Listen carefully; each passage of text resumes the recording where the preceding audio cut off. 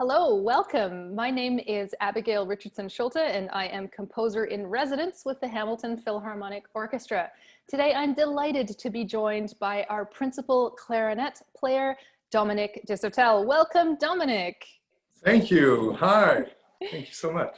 Well, Dominic, you're playing on a concert that will be released this weekend, Whimsical Woodwinds, and you've got quite a big role in this concert. I know you're playing a couple of wind quintets and a couple of solos and a duet. My goodness, it's a lot.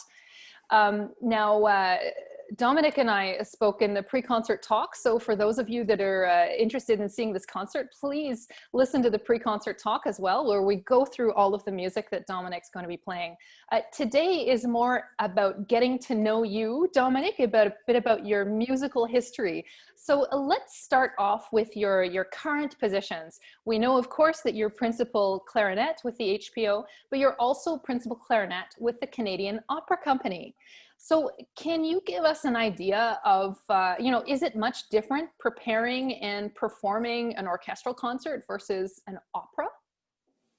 Yes, very different, very different. My career up to a few years ago when starting with the COC was always symphonic music and solo chamber music. I did a lot of different things, but in terms of opera, I had done actually several productions of opera before, never as intense as it is in the COC. And the preparation is, yeah, it's a sort of a different universe for me. That an opera, there's actually a storyline, and there's a really big arch. There's really always a big arch to a work, but we're talking about 3-4 hours long arch, right, of an opera compared to a symphony or a series of symphonic works in a program. So I find that the preparation is just about, for opera, listening to different versions and productions and sort of really getting immersed in the story. And writing notes in my music about the words that are being sung at a time and what does that mean. And so there's a clear context of, am I supposed to be sounding cheerful, or is it like the most painful thing ever? So I have to also convey that in my solos or whatever ensemble playing that we do. And then in symphonic music, it is a very different approach. There isn't always a program like that, right, as in an opera. And then we are sometimes faced with our own little desires of wanting to play something in a certain way, and then, well, will it match with what the conductor will want to do? And then so we think of different ideas, and we bring that to the table at the symphony rehearsals and etc. It both require a lot of work, of course, and a lot of preparation, but it's just it's a very different path in preparing for it. Yeah, I don't know if I explain it.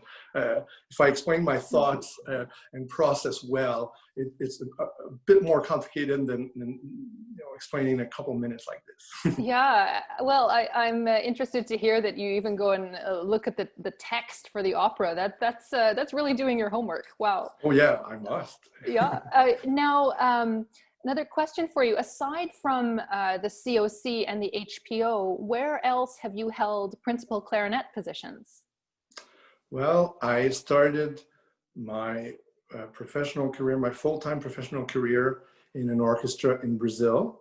So in my last month of studies, in my bachelor's degree, I won a position in Brazil. And it was a brand new orchestra. And it was a massive project. And so right away, it was one of the most important orchestras in Brazil, and literally kind of grew a lot. And I was there for 5 seasons. And then my son was born in Brazil. And my wife is Brazilian. I went to Brazil also. That my incentive for going there is that my wife and I met in Montreal as we were students. She's a bassoonist. She's a wonderful bassoonist, and she had to go back after her studies to to Brazil. So I have to follow this girl. So I have to win a job close to her in Brazil. And it happened, the new orchestra being formed. So she won the job, one of the first jobs in the orchestra. And they had auditions everywhere in Brazil. And then they started having auditions in the USA and Europe. So that's the round of audition that I won for and I absolutely had to win the job, and I did. So I'm very happy about that. And so we had sort of a well set up life there. But my son was born, our son was born, and then we started thinking, it would be nice, both having our childhood memories of being able to play in the street, and Brazil being a fabulous country, really, and tons of incredible people and everything. This is a place I really truly love so much. But in terms of safety, everything, so well, maybe it's time to go back to Canada. And I took a couple auditions. And so my second job then became Symphony Nova Scotia in Halifax. So I took a couple auditions in Canada, and I guess that was the third audition I took with Symphony Nova Scotia for principal clarinet. So I went there also for 5 seasons. And then I've been in Toronto now for 3 full years at the COC, and more recently at the HPO. Wow, thanks, Dominic. That's a great story. You've got a lot of interesting history there.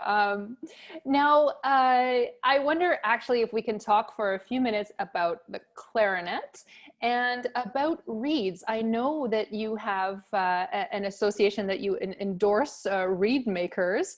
What is the benefit to doing that? Why would you do that? And I also wonder about reeds in general, like what they do for a clarinet and how long they last. Okay, yes. So let's talk. My decision to endorse this company, first of all, it's a Canadian company, Leger Reeds, and they're actually in Barrie, Ontario. And these reeds are synthetic reeds. So then I have to explain a little bit what a reed is and how it works on a clarinet. So for the clarinet and saxophone actually works the same way. We have a single reed. So we have one reed against a plastic or a hard rubber mouthpiece that is inert, and the reed vibrates against the mouthpiece as we blow air. And that's what creates vibration and sound. For oboe and bassoon, they're double reeds, so they're 2 pieces of cane that vibrate together. And so I guess it has been a dream of many to have reeds that will last longer. Usually they don't last very long. So if you take a cane reed, you buy a box of 10 reeds, and it's quite pricey, and you throw away most of them. And then you can work on a few of them, and maybe 1 or 2 a box will be really good. And sometimes you're not very lucky, so it takes 2 or 3 boxes. And so there's been this dream of clarinet players and reed makers to eventually make a reed that would be consistent and all, and exploring different materials. And the Leger was one of the first ones that really perfected synthetic reed. So it's basically a special type of polymer, a plastic, and the molecules are stretched to mimic the fibers of cane, of wet cane. And through the years, they have become better and better. And had tried them before, being a Canadian company. It's like, oh, I got to try them. It was never what I needed. And a few years ago, they came out with a new model, and I tried it. I was like, oh, wow, it's got everything I want and need. And and much more consistency. So a reed that's made of cane can warp. And so depending on the weather also, from a day to another, if it's rainy, then it becomes sunny. Or if you're indoors during the winter and the heating, it's all nightmare for reeds. And so having a synthetic reed that minimizes that a lot, then there's the change that an instrument would also kind of expand or shrink a little bit as it's made of wood as well. But this was a sort of an easy decision. I tried some, and I love them. So I told them, yes, thank you very much for these samples. I absolutely adored it, and I'd be pleased to endorse the company, and please. So we've had a really good relationship in that sense. And and I've endorsed other clarinet makers. I used to endorse Yamaha clarinets. I was a Yamaha artist, and then for the past few years, I've been a Raccoon clarinet artist and endorsing their clarinet. That's a company that's in Canada, and they make fabulous instruments. And recently, I fell in love with a clarinet made in Germany, and so now I'm playing that brand. But I do find important to endorse products that we believe in. And not for the sake of selling these items to younger players or whatever, but I think it's sort of a commitment to that company, to these people, especially being Canadian, being a Canadian company and all. So that's why it was sort of meaningful for me, and I chose that path. Yeah, lovely. Good for you. That makes a lot of sense. I think it's important for people to note when really great players endorse something. It gives them certain confidence in the product. So it's nice that you'll lend your name to it. I didn't know that you were using synthetic reeds. I actually didn't know that synthetic reeds exist. And I know the temperature of the hall is always so important to woodwind players in particular. And now I get it. So the temperature of the hall is now a little less important for you, probably, that you have perhaps a bit more flexibility because of your synthetic reeds. Wow. That's great. Now, Dominic, is there something about the history of the clarinet that you find fascinating? Oh my. How much time do we have? Pick something. Oh my. So many things. I mean, the clarinet came in so late in the game, right? The flute, the oboe, the bassoon were all established and so well used already in the Baroque era. And then comes classical period at the time of Haydn, Mozart, and then comes this new instrument, the clarinet. Mozart discovers it, falls in love, becomes one of his favorite instruments. And there's a virtuoso clarinetist, Anton Stadler, that plays like a god and is like a true singer on the clarinet. And Mozart being this opera, Mozart is opera to me. It seems anything is still opera in Mozart.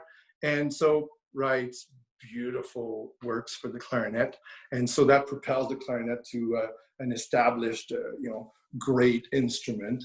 And so we've had always, and it's interesting because it's very close to the end of Mozart's life, and then throughout history we have these incredible virtuosos. We have one that's for Carl Maria von Weber.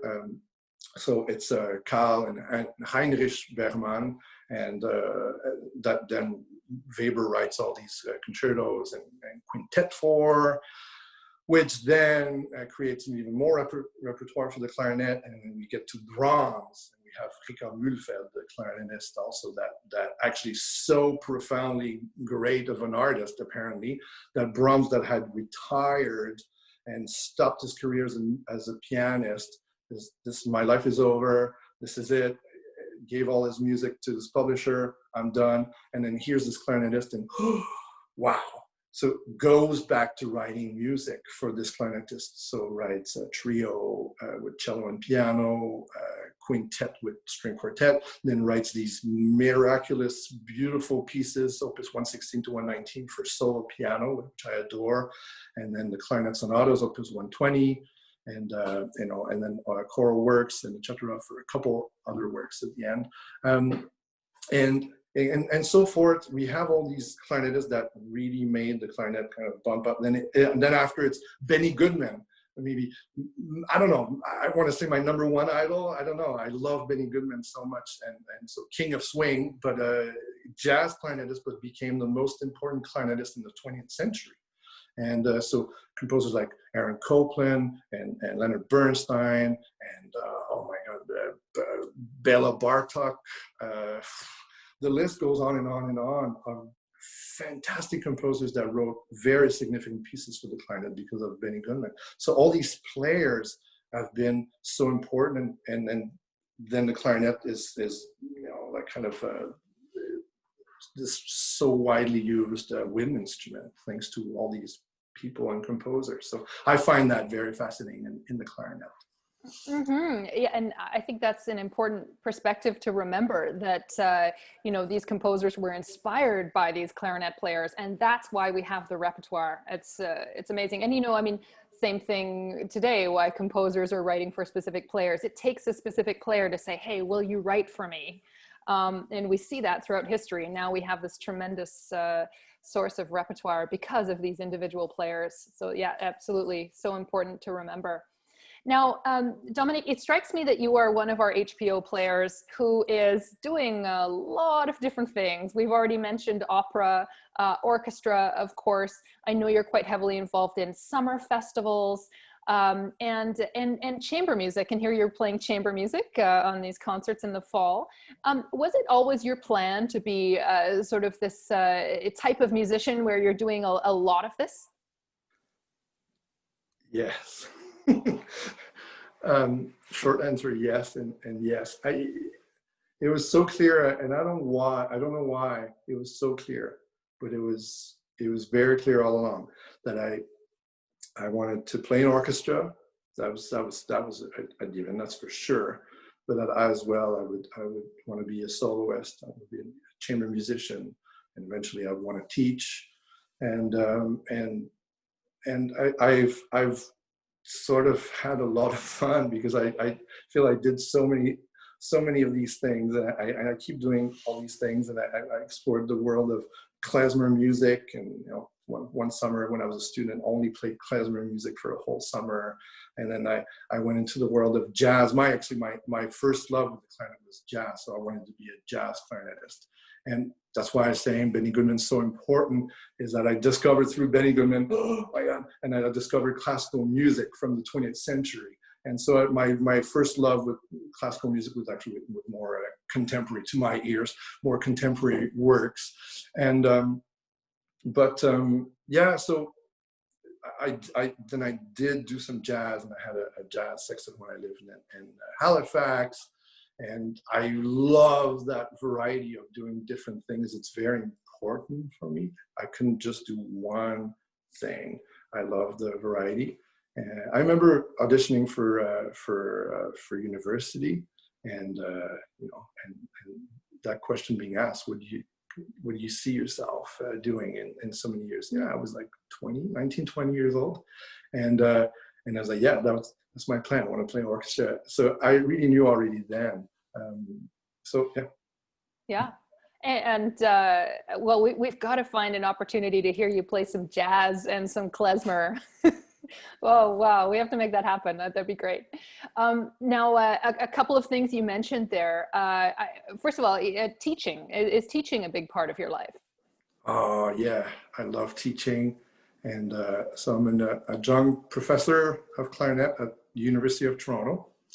And so I now have a very good clarinet studio this year. And I'm very, very passionate, and it's always been a long time dream. I remember being in Brazil, all these students in university would come and take lessons with me. I was like, oh, I wish I had my actually full-time studio. I could see these kids every week, and we could, sort of grow that. And I tried in Halifax. It was complicated at Dalhousie University, and now finally here at U of T. So yes, I adore teaching. It's very, very, I feel that I would not be a complete musician, artist, human being if I didn't sort of share that excitement and that knowledge also. I feel I have even a responsibility. I was so fortunate. I was so lucky to have incredible teachers. And it just seems that it would be so selfish if I didn't pass it along, right?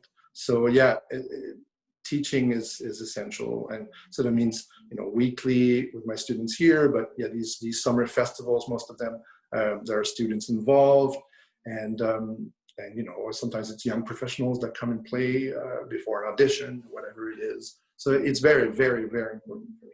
Mm-hmm, mm-hmm. And then, of course, having students of this caliber, you know, I am sure that part of your influence is helping them get their careers started. And maybe you can just mention a few of the competitions you won as a young performer, and if this, you know, winning competitions is really an essential part of getting a career started.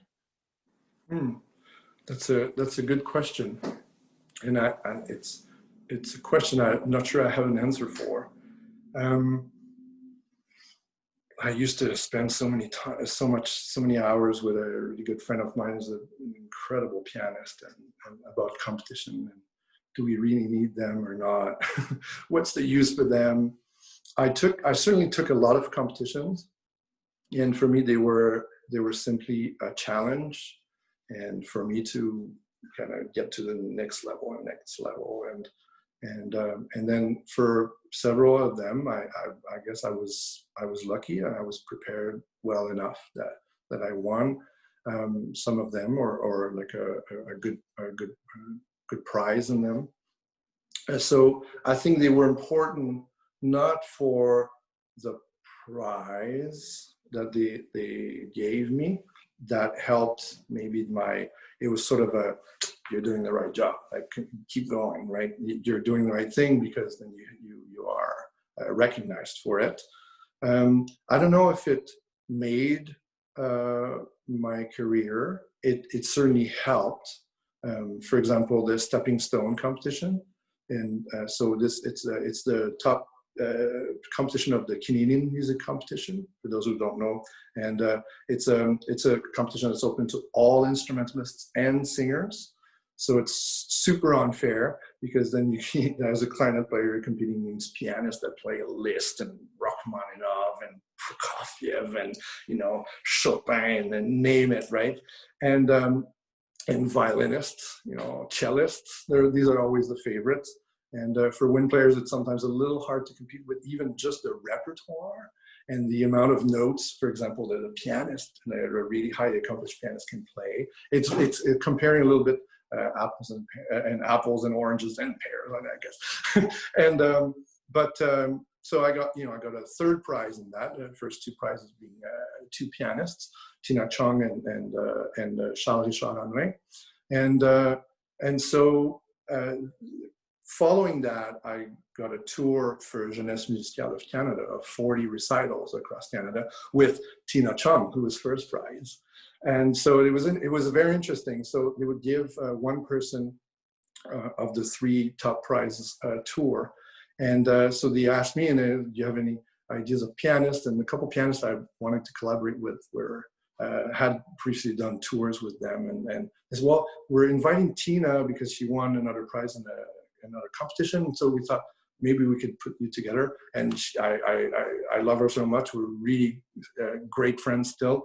And so that was, for example, a very important consequence maybe of a competition, as an example. So it was not just the prize, but it's what happened. So this tour of 40 recitals was extremely important, not just to sort of spread the music and play it in so many different places, but also as a sort of endurance training of playing so many recitals. So there are things like that. And, you know, I was able to do some auditions sometimes in other cities. I couldn't afford, but I had just won a competition, so that gave me money to go take a professional orchestra audition, things like that as a student. So they're important, but I don't think that the prize is the most important thing. It's really the process. So, right, and yeah, the opportunity it gives you to present yourself as a professional to the world, right? Yeah, mm-hmm. Yeah. I mean, we're so happy to have our HPO Composer Fellowship Program, which we're doing again this year, to give young composers a chance to write for orchestra and to get up on stage and speak about their music and understand what it's like to be a composer with an orchestra and all of that. So yes, much more about the opportunities that come out of it than the actual title and prize money. But yeah, I think these these workshops and competitions are really now, I think, an integral part of our scene. So Dominic, one last question for you here. Do you have any memorable moments to share with us from your time at the HPO? Oh, wow. Yes, I already do. Starting with the audition, you know, that was a memorable moment. And, you know, of course, the process of, we have different phases. It's behind a panel. So it's a blind audition until the final. So that was already something quite, it's always a sort of a rite of passing for sure in any organization. And then my first program with the orchestra, I will always remember, with Gemma conducting and just totally loving everything she was doing and her energy and